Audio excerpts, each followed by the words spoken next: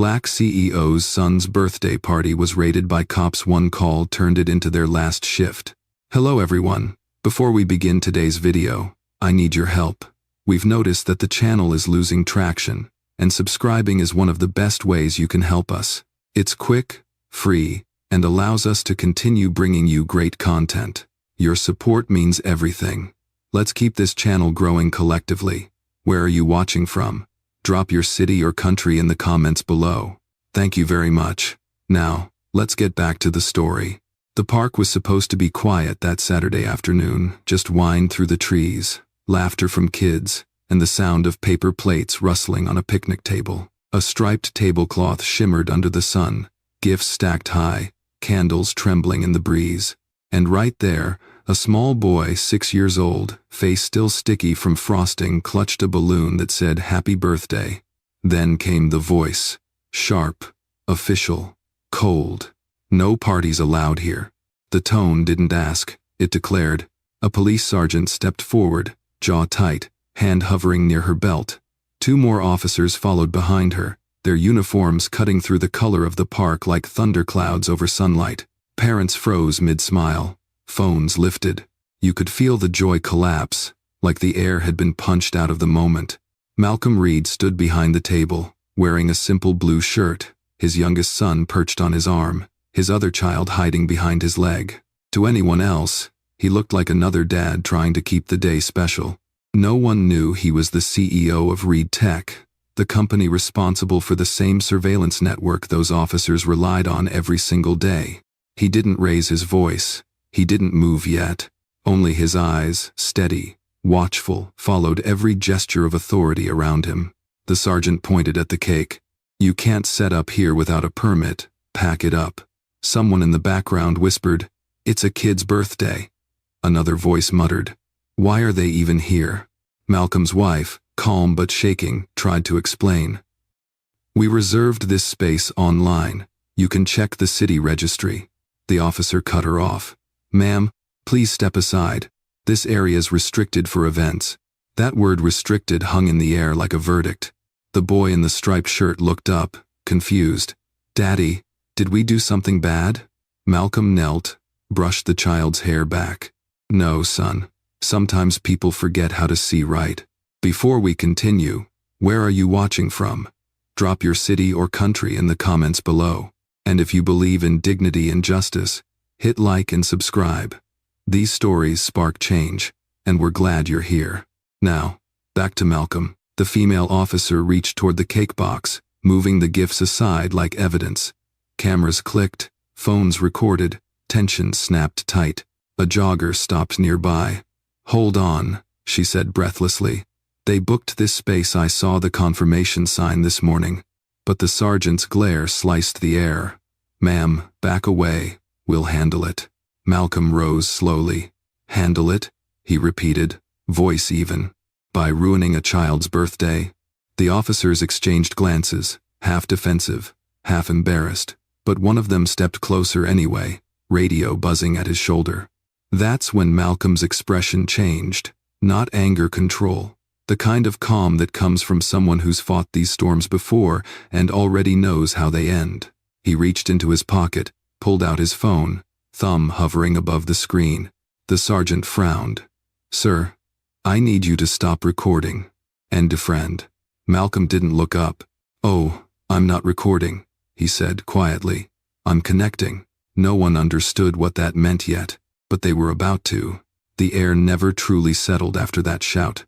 The officers lingered near the picnic table like shadows, refusing to leave daylight. Malcolm Reed still hadn't raised his voice. He didn't need to. Every slow breath he took seemed to tighten the silence around him. His wife, Lena, stood a few steps away, one arm around their youngest son. Her fingers trembled, but her eyes stayed locked on Malcolm's back. She'd seen that stillness before in boardrooms where entire contracts worth millions hung on one heartbeat of silence. The sergeant barked again. "Sir," I said, "pack it up. You're trespassing." Malcolm's gaze dropped to the frosting smudged across his son's hand. A tiny smear of yellow and blue, the colors of joy, now frozen mid-celebration. He looked back at the officer. "This is a public park," he said quietly. And that's a child's birthday cake, not contraband. A younger officer shifted uneasily. His badge caught the light. He couldn't have been older than 25, knew enough to still doubt the tone of his superior. "Ma'am," he said softly, "maybe they—" "Don't," the sergeant snapped. "You follow my lead." That was the moment everyone felt the line harden, not between law and citizen, but between right and wrong. Phones were still recording. A few children nearby clung to their parents, watching as if the grown-ups had forgotten how to behave. Lena stepped forward. "We have a digital permit. I can pull it up." The sergeant ignored her completely. "Sir, I'm not going to ask again." Malcolm straightened. 6'2", calm, deliberate. The kind of posture that said power didn't need to be loud to be heard. "You've already asked," he said. "You just didn't listen." The younger cop blinked, caught between orders and conscience. A gust of wind rustled the banner overhead. "Happy birthday." The word happy twisting sideways like it had lost its balance. One of the kids whispered, "Dad, are we in trouble?" Malcolm looked down, voice soft. "Not us, son, just the truth." He pulled out his phone again, thumb hovering over the screen. This time, the gesture made the sergeant stiffen. "Put that away," she warned. "No recording allowed during investigation." Malcolm's tone didn't change. "Then this isn't an investigation, it's intimidation." A man walking his dog nearby slowed down, sensing the gravity. The small crowd grew quiet, witnesses collecting like storm clouds. The sergeant's radio crackled. Static, then dispatch. But she silenced it with a quick tap. Her focus stayed locked on Malcolm, as if daring him to flinch. He didn't. He just exhaled, calm and steady, and said to no one in particular, "Imagine spending your whole career building systems meant to keep people safe, and then watching those same systems turn on your own family." Lena caught the subtle shift. That sentence wasn't random. It was a signal. Before the sergeant could reply, Malcolm tapped his phone once. The device gave a soft chime. Half a mile away, in a glass office overlooking downtown, a woman in a headset looked up from her monitor. "Protocol 7 initiated," she said. "Activating live feed sync." Back in the park, the phone in Malcolm's hand blinked once red to blue. Every body camera around him flickered. None of the officers noticed yet, but they would. The wind shifted first, a restless sweep through the trees, carrying whispers and the soft whir of phones still recording. The sergeant folded her arms. She hadn't noticed the faint blue pulse on her body cam yet, but the tension in her jaw said she felt something shifting. "All right, that's it," she snapped. "Everyone step away from the table." The birthday banner fluttered, gold letters trembling like they knew what was coming. Malcolm didn't move, neither did Lena. The kids stood frozen, watching a celebration curdle into confrontation. The younger officer cleared his throat. "Sarge, they said they have a permit. Maybe we should just—" "Enough," she cut him off. "You think I don't know the rules?" Her tone cracked through the air like glass under pressure. She grabbed one of the wrapped presents and turned it over, as if looking for hidden evidence. The crowd gasped, small but sharp. Malcolm's eyes followed her hands, calm, focused. "You're searching gifts at a child's birthday?" he asked. She met his gaze, defiant. "We've had reports of illegal gatherings, noise complaints, possible contraband." "Isteld. In a public park?" "Don't test me, sir." Behind her, the two other officers shifted their stance. One of them, the youngest, stepped back a half-foot, uncomfortable. He wasn't trained for this kind of heat. The difference between suspicion and humiliation wasn't in the manual. Lena moved closer to Malcolm, her hand resting lightly on his back. "Let's just go," she whispered. But he shook his head once, not in anger, but in refusal to surrender something that shouldn't have to be fought for. Then, from behind the fence line, came another voice. A jogger, breathless, still wearing earbuds. "Wait, I saw them set up this morning. They checked in with Parks and Rec. I was right there." The sergeant didn't even glance her way. "Ma'am, please keep moving." The jogger frowned. "No, you keep moving. They're doing nothing wrong." Phones tilted toward the exchange. The crowd's silence thickened, like the park itself was holding its breath. Malcolm's son, the birthday boy, tugged on his father's sleeve. "Daddy, why are they mad?" Malcolm knelt, brushing crumbs from the boy's shirt. "Sometimes," he said softly, "people see what they fear instead of what's real." The words weren't loud, but the nearest officer heard them. His eyes flicked down in guilt. The sergeant barked into her radio again. "Dispatch, confirm Ordnance 7-2. She stopped mid-sentence. Her radio had gone quiet. Static, dead line. She hit it again. Nothing. Her brow furrowed. Malcolm's phone vibrated in his palm. A notification flashed. "System sync, active." He slipped it into his pocket, calm as a man waiting for a clock to strike the hour. "Sir, what did you just do?" one of the officers asked, uncertainty creeping into his voice. "Nothing you didn't agree to when you turned on your badge," Malcolm replied. The crowd began to murmur. Something unseen had changed, a rhythm, an energy, like gravity, had tilted. The sergeant took one last step forward, her voice tightening. "You're interfering with police work." Malcolm looked up slowly. "No, I'm documenting abuse of it." The line hung between them like a live wire. The boy's candle, still half burned on the cake, flickered in the wind, and just as the flame steadied again, so did Malcolm. Whatever was coming next, he wasn't backing down. For a long moment, no one spoke. The sound of the park returned in fragments, leaves rustling, a child laughing from another picnic table, then silence again as everyone sensed the thin wire of tension stretching too far. The jogger, a woman in her 30s with copper hair tied in a loose braid, stood a few yards away. Her phone was still in her hand, camera pointed but trembling slightly. She wasn't trying to go viral, she was trying to be decent. "Officer," she said, her breath still uneven, "I'm telling you, they reserved this space online. I saw the confirmation tag on that table before my run." The sergeant didn't even glance at her. "Ma'am, for your own safety, step back." "No," the jogger insisted. "You're crossing a line." It wasn't loud. It didn't have to be. The words landed like a match on dry ground. Malcolm turned toward her, calm but grateful, a nod that said thank you without saying it. His wife's eyes glistened just for a second, hope flickered, but the sergeant pressed on, voice rising. "You want to be detained too? You don't interfere with an active." "Active what?" the jogger cut in. "A birthday party?" A few people gasped. Phones were everywhere now, the tiny red dots of recording lights catching sunlight like scattered sparks. Malcolm didn't move. He just watched the system unfold the way authority folds under the weight of its own certainty. The youngest officer, still uneasy, stepped closer to his superior. "Sarge, maybe we—" "Quiet," she snapped. "You're in training, not command." His jaw tightened. He looked from her to Malcolm to the boy clutching his balloon. You could see something flickering behind his eyes, a shift from obedience to conscience. He took a breath. "Sergeant," he said quietly, "they're right. Their name's in the permit log. I checked it earlier when dispatch sent the address." The sergeant froze. Her face hardened, but there it was, a crack. "That log wasn't verified," she muttered. "It could have been forged." Malcolm finally spoke again.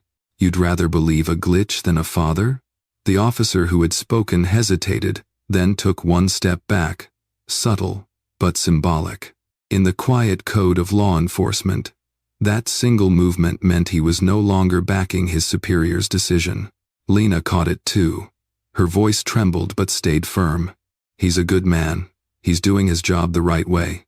You could too." The sergeant's jaw flexed. Pride and fear wrestled behind her eyes. "Everyone's recording," she hissed. Malcolm's answer was simple. "That's called transparency." The jogger moved closer now, bold enough to stand between the two groups. "You can delete your report," she said, "but not what people just saw." Around them, the park had transformed. Families that once kept their distance were drifting closer, not to provoke but to witness. An older man whispered, "Stay strong," while a mother lifted her toddler higher to see what fairness looked like. The sergeant's radio crackled again, faint this time, with a voice distorted by static. "Unit 12, status check. Live stream flag detected on body cams." End quote. Her head snapped down at the device on her vest. The red light blinked once, steady, like an eye that couldn't close. Malcolm's voice, low and even, cut through everything. "Now you see it," he said. "Now everyone does." The crowd didn't cheer, didn't speak, they just stood still, holding the truth in their hands, one recording at a time. The smallest sound broke the silence, the thud of a balloon slipping from a tiny hand, drifting upward, bursting against a tree branch. The pop made everyone flinch. The sergeant's hand went instinctively to her holster, and that single motion sent a ripple through the crowd like an electric shock. Lena's voice cut through it. "Hey, no one's threatening you. This is a family." But it was too late. One of the junior officers, nervous and unsteady, stepped toward the table, hand raised in what he must have thought was control. He reached for the child, maybe to guide him back, maybe to look protective for the camera, but it didn't matter. His hand touched the boy's shoulder. Malcolm moved faster than anyone expected. Not violent, not reckless, just there. He placed his palm over his son's arm, pulling him gently away. His voice was low, but it carried like thunder. "Hands off, my son." It wasn't shouted. It didn't need to be. The stillness that followed felt heavier than noise. The officer stepped back instantly, embarrassed, muttering something about protocol. But the damage was done. Every parent in that park felt the same tightening in their chest, that instinct that says, enough. Malcolm crouched beside his boy, checking him not for injury, but for the fear that always came after moments like this.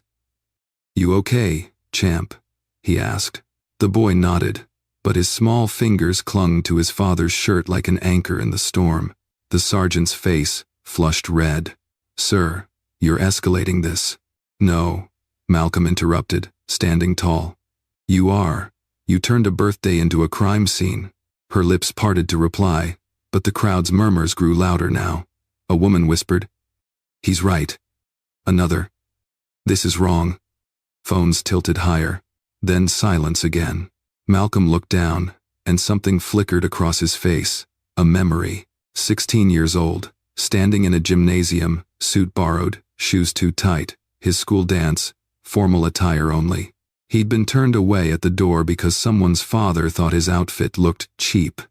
He remembered walking home in the rain that night, swearing one day no one would have the power to humiliate him again. He blinked, and the memory vanished. The park came back into focus, his son, the officers, the crowd. He exhaled slowly. "I've seen this play before," he murmured. "Different stage, same script." The sergeant bristled. "That's enough." But Malcolm wasn't done. "No, it's exactly enough. You've crossed the line between law and pride. You can't enforce respect. You have to earn it." Lena's eyes shimmered, not with fear this time, but recognition. She'd seen that look before in business meetings, on live news panels, the moment Malcolm stopped being polite and started being unstoppable. He pulled his phone again. The screen glowed faint blue. "Protocol 7 confirmed," read the text. He looked at the sergeant, voice low. "If you think this ends with a warning, you're wrong. It ends with accountability." Somewhere behind him, a teenager whispered, "He's doing something." And the jogger lifted her phone higher, eyes wide. Malcolm lifted his gaze to the sky where the balloon had burst moments earlier. "Freedom," he said quietly. "Shouldn't pop this easy."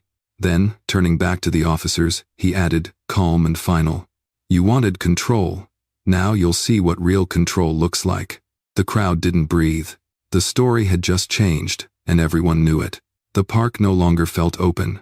It felt like a courtroom without walls. The trees stood silent like jurors, the crowd held its breath, and the sun itself seemed to pause on the edge of the clouds waiting. Malcolm Reed lifted his phone, not like a weapon, but like a key. A faint pulse blinked once on the screen. The sergeant's radio crackled, then died again, leaving only the rustle of wind and murmurs of the witnesses who refused to look away. "Sir," the sergeant said, voice now forced through clenched teeth, "you're interfering with a lawful investigation." "And you," Malcolm replied, "are about to be part of one." Her brow furrowed. "What's that supposed to mean?" Malcolm didn't answer. He tapped the screen. Across town, in a glass building marked Reed Technologies City Infrastructure Division, a cluster of monitors came alive.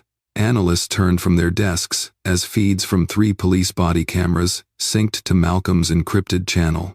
Protocol 7 confirmed, said a woman over the line, her voice steady, professional. It was Kira Holt, Malcolm's chief of operations. Streaming live, City Command is copied. Back in the park, Malcolm tucked the phone into his jacket pocket. He wasn't hiding it anymore. He was anchoring it a direct line between truth and exposure. The sergeant took a half step forward, confused. What did you just do? Something your badge should have done first, Malcolm said evenly. Protect. The word landed like a verdict. Lena whispered. Malcolm, is this safe? He turned to her gently. For us, safer than silence. The jogger's phone buzzed a notification. She looked down, eyes widening. Oh my God, she whispered. It's live. Mike Self. Dozens of phones chimed in unison. On social media feeds across the city, the words, Reed Park Incident live stream initiated, began to spread. One of the younger officers looked pale. Ma'am, our cams, they're online to city servers.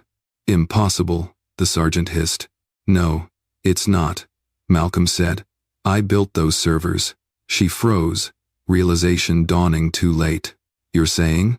I'm saying you're standing in front of the man who designed the system you just abused. They free-summoned. The younger officer stepped back again, his eyes softened, shame flickering where arrogance had lived minutes ago. The sergeant turned toward the crowd, searching for control, but the tide had already turned. She raised her voice, trying to command authority. Everyone needs to stop filming. No, Malcolm interrupted, his tone cutting clean. Everyone needs to start listening. His words carried farther than sound straight into every camera now watching. Behind him, his son tugged on his sleeve. Daddy, what's happening?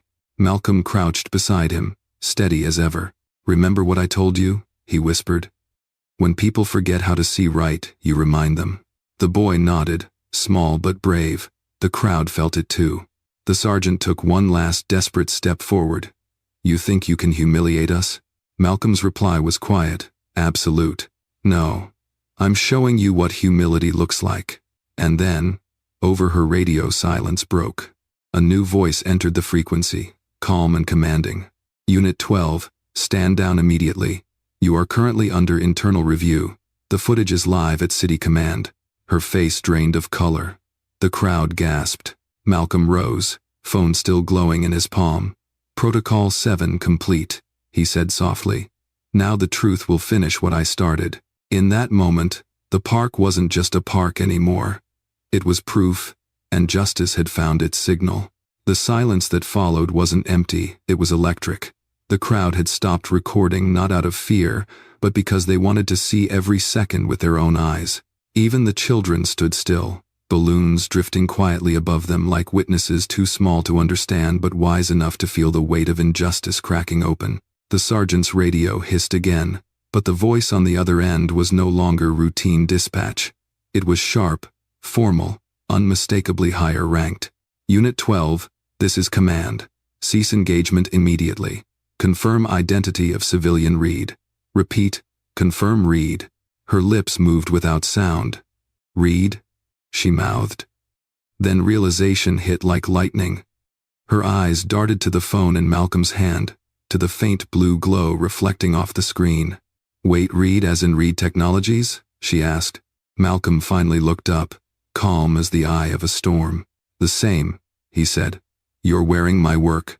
It took her a full second to process. Her eyes dropped to the body cam clipped to her vest. The logo was right there. RT Secure Systems, Reed Tech. The younger officer exhaled under his breath. Oh, no. Malcolm stepped forward, voice steady and quiet enough that the microphone still picked it up clearly. You called backup on a family in a park, he said. And you broadcasted it through a network I own. Gasps rippled through the crowd. The sergeant tried to regain her balance. You're bluffing. End quote. Malcolm shook his head slowly. Then check your feed. She tapped her shoulder mic, the motion frantic now. A ping echoed from her device, a tone that wasn't standard issue. Then, a voice came through from the city's command center. Sergeant Walker, we're viewing your body cam in real time. This feed is under legal supervision. All personnel stand by for audit. Her eyes widened in panic. This is unauthorized surveillance. Malcolm's answer cut her off. No, Sergeant. It's accountability. You just never thought it would face the other way. For the first time since it began, the authority in her voice cracked. You can't just hijack police channels. I didn't hijack anything, Malcolm said. I built them. You misused them. The jogger's camera zoomed in, capturing every expression, hers of disbelief, his of restrained fury turned righteous. Lena watched her husband with quiet pride, tears in her eyes. She'd seen Malcolm command boardrooms, break billion-dollar deals with a whisper. But this was different. This wasn't business. This was legacy. The sergeant stumbled back a step. What do you want? Malcolm's reply was immediate, unflinching. An apology, and an end to this pattern. He turned to the crowd, not to perform but to declare. Every parent here knows the fear of watching power forget its purpose. Today, we remind it. And quote, the crowd erupted not with cheers, but with the kind of silence that follows truth. Even the breeze stopped moving for a second. Then the command voice returned, firm and final. Sergeant Walker, Officer Dunn, and Officer Kim, you are relieved of duty pending investigation. Turn in your equipment immediately. The officers froze. The young one lowered his gaze, ashamed but almost relieved. The sergeant's radio light dimmed, the feed gone. Malcolm exhaled, the tension leaving his shoulders. His son tugged at his sleeve again, voice small but sure. Daddy, did we win? Malcolm smiled faintly, kneeling beside him. No, son, we proved. The crowd applauded quietly, no shouting, no chaos. Just the rhythm of justice finding its way back to daylight. For a moment, no one moved. It was as if the world had hit pause, every heartbeat sinking to the same stunned silence. The faint hum of the city beyond the trees sounded distant, unreal. Then, as if cued by some invisible hand, everything began to unravel. The younger officer was the first to react. Slowly, he unclipped his body cam, stared at it in disbelief, and whispered, "It's locked." The red light had gone dark. The device was frozen, disabled remotely, waiting for review. The command voice came through again, calm and absolute. Effective immediately. You are all relieved of active duty. Await internal affairs arrival. The sergeant's mouth opened, then closed again. She looked around for support, but the eyes staring back at her weren't the compliant ones she was used to. They were witnesses now. Citizens. Parents. People who had seen too much to unsee it. Sir, you can't, she started. Malcolm's voice cut through clean and low. I didn't. They did. And then, as if to underline the statement, every police vehicle parked near the curb lit up with blue light, not the flashing chaos of sirens, but a synchronized glow. A system ping. Read Tech's internal server confirming the lockdown. Phones buzzed across the crowd. Notifications, headlines. The live stream was trending. Black CEO confronts police at son's birthday, full video leaked. Lena gasped softly when she saw it on her screen. Malcolm, it's everywhere. He nodded once. Good. Let the world see what 6 minutes of arrogance looks like. The sergeant took one step toward him, voice trembling between anger and disbelief. You think this makes you powerful? Malcolm didn't blink. No, it makes me visible, and that's all it ever takes. Behind her, the younger Officer Dunn removed his badge, setting it on the picnic table beside the deflated balloons. I didn't sign up for this, he said quietly. I'm sorry, sir. Malcolm's reply was simple. Then be better when it's your turn to speak up next time. Every eye followed the exchange. The tension had shifted, no longer man versus badge, but truth versus denial. Internal affairs arrived minutes later. 2 inspectors in plain suits, one carrying a tablet already streaming the footage. They walked straight to the sergeant. You're done here, Walker, the taller one said. Hand over your credentials. The sound of the Velcro strap tearing from her vest was louder than anyone expected. Walker froze mid-motion, realizing what was happening wasn't temporary, it was termination in real time. The jogger whispered to the person filming beside her, "She's losing her badge in front of everyone." The person nodded. Justice doesn't whisper anymore. As the inspectors took possession of the equipment, Malcolm turned to his son. The boy looked uncertain, eyes wide, still holding the half-eaten cupcake. "Daddy, are they going to jail?" Malcolm crouched down, brushing a crumb from his cheek. "No, son. They're going to learn, and that's harder." Walker exhaled, shoulders slumped. "You wanted this, didn't you?" she hissed. "No," Malcolm said, rising to his full height. "I wanted to finish a birthday cake. You chose the rest." The crowd laughed, not cruelly, but with that kind of release that comes after witnessing something overdue finally happen. Lena placed her hand on her husband's arm. "It's over, Mal." He shook his head gently. "It's starting." He turned toward the inspectors. "You'll find this isn't an isolated incident. There's a pattern in your archives calls marked as routine disturbances that aren't routine at all. Pull them." The taller inspector hesitated. "You already know about those?" "I wrote the software that flags them," Malcolm replied. "You've been ignoring the alerts for years." Murmurs rippled through the onlookers again. This wasn't just a confrontation anymore, it was exposure. The inspector nodded slowly, realization dawning. "We'll review them, Mr. Reed." Malcolm gave a faint smile. "You'll do more than review them, you'll change them." The sergeant, now stripped of her badge, stared at him. "You think people like you can fix all this?" "No," Malcolm said, his voice soft, almost kind.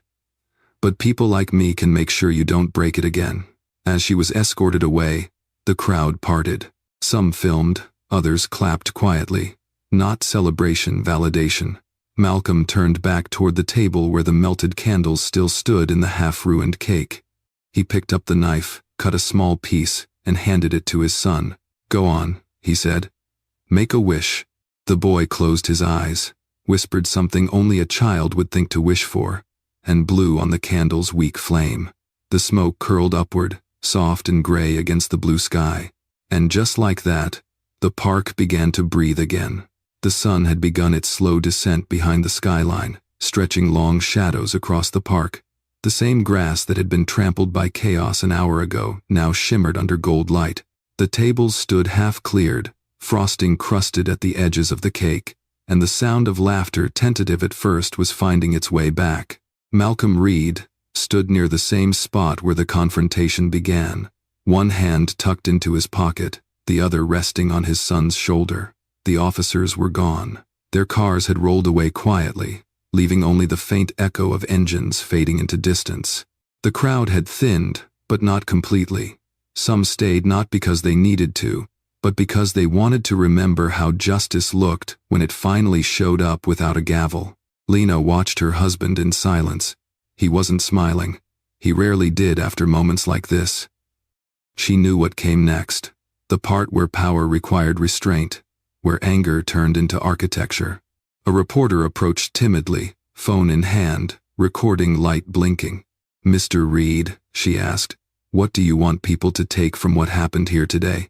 Malcolm turned to face her, his expression calm but edged with truth. "That dignity isn't a luxury," he said. "It's a right. And no uniform, no title, no rank should ever make anyone forget that." He paused, eyes scanning the space where balloons had floated earlier. "I didn't raise my voice," he continued. "I didn't fight. I just connected people to truth, systems to accountability, because when power stops listening, technology doesn't have to." The reporter lowered her phone slowly, realizing she was witnessing more than a statement, it was a closing argument. Nearby, the jogger, the same woman who had spoken up first, approached, still in her running gear, her hair damp from sweat. She smiled nervously. "You didn't have to thank me," she said. "Anyone could have spoken up." Malcolm met her gaze. "But not everyone does. Today you did. And that's how change begins," one voice refusing to stay quiet. The woman nodded, her eyes glinting with relief. "My dad was a cop," she said softly. "He used to say good officers protect the truth even when it's uncomfortable." "Then he was a good man," Malcolm replied. "We need more like him." His phone buzzed in his pocket. He glanced at the screen, a message from Kira Holt. "Protocol 7 complete. Public record uploaded. Command requested post-incident review. The footage is permanent." Permanent. That word lingered. He looked down at his son, who was licking frosting from his fingers. oblivious to the magnitude of what his father had just done. "Can we go home now?" the boy asked. Malcolm smiled faintly. "Yeah, champ, but before we do, say something for me." "What?" "Say, happy birthday to Justice." The boy giggled, unsure what it meant, but repeating it anyway. "Happy birthday to Justice." Laughter rippled through the remaining crowd. For the first time all day, the sound wasn't nervous, it was real. Lena leaned against Malcolm's arm. "You know this isn't over," she whispered. "It's never over," he said. But now they know who they're dealing with. As the family began packing up what was left of the party, 2 inspectors from Internal Affairs approached once more. The taller one extended a hand. "Mr. Reed, Command has reviewed the stream. They're initiating statewide bias response reform. Your footage sparked something." Malcolm shook his hand firmly. "Good," he said. "Maybe next time. The only reason a family draws attention in a park is because they're celebrating something." The inspector smiled faintly. "You could have humiliated them, made it worse. Why stay calm?" Malcolm looked out at the sunset, the sky now streaked with deep orange and purple. "Because anger is loud," he said. "But truth echoes longer." The inspector nodded, understanding. The boy ran ahead to chase the last of the balloons caught in a low branch. His laughter carried through the air, pure and unbroken. Malcolm watched him go, the corner of his mouth lifting just slightly. He turned back toward the remaining onlookers, some still filming, some just standing in quiet admiration, and spoke one last time. His voice clear, cinematic, final. "Power doesn't need permission, it needs purpose." And today, purpose showed up. The wind rose, lifting the corner of the fallen banner that still read "Happy Birthday." The letters shimmered in the fading light, as if they understood the irony, how celebration had collided with confrontation and somehow, both had survived. The camera phones caught the last image. A black father standing in the glow of dusk, hand in his son's, the city skyline behind him reflecting streaks of gold. And as they walked away, the park exhaled the sound of peace returning, justice lingering, and the quiet truth Malcolm Reed had just proven. You don't have to raise your voice to raise the standard.